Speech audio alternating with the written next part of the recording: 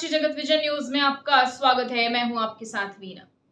रायपुर शहर के लिए जी का जंजाल बन चुके स्काई वॉक को एक बार फिर जीवन दान मिलने वाला है।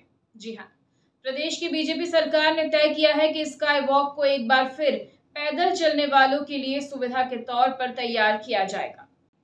रायपुर के शास्त्री चौक, जयस्तंभ चौक और रेलवे स्टेशन जैसे व्यस्त इलाकों में पैदल यात्रियों को राहत देने के लिए साल 2017 में शुरू किया गया था स्काई वॉक प्रोजेक्ट। लेकिन तकनीकी और प्रशासनिक अड़चनों की वजह से ये प्रोजेक्ट बीच में ही ठप हो गया।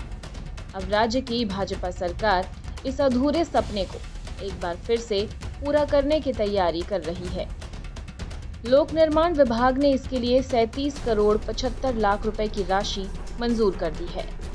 रायपुर की पीएसएस कंस्ट्रक्शन प्राइवेट लिमिटेड को ये काम सौंपा गया है। प्रोजेक्ट की लागत पिछले अनुमान से 20% ज्यादा है।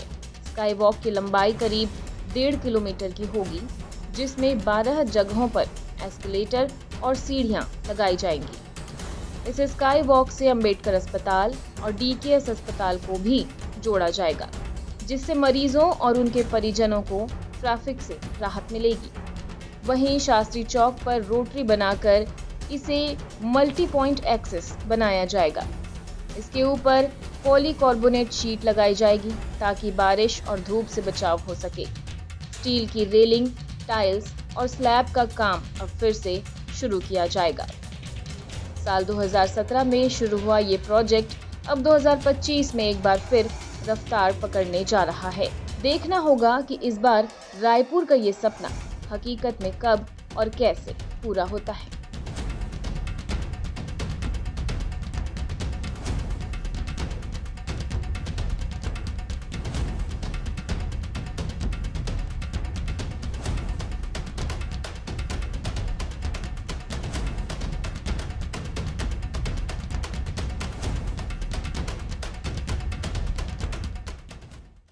और फिलहाल खबरों में इतना ही। अपडेटेड रहने के लिए हमारे चैनल को सब्सक्राइब कर लीजिए। नई खबरों के नोटिफिकेशन के लिए बेल आइकन जरूर दबाइए। नमस्कार।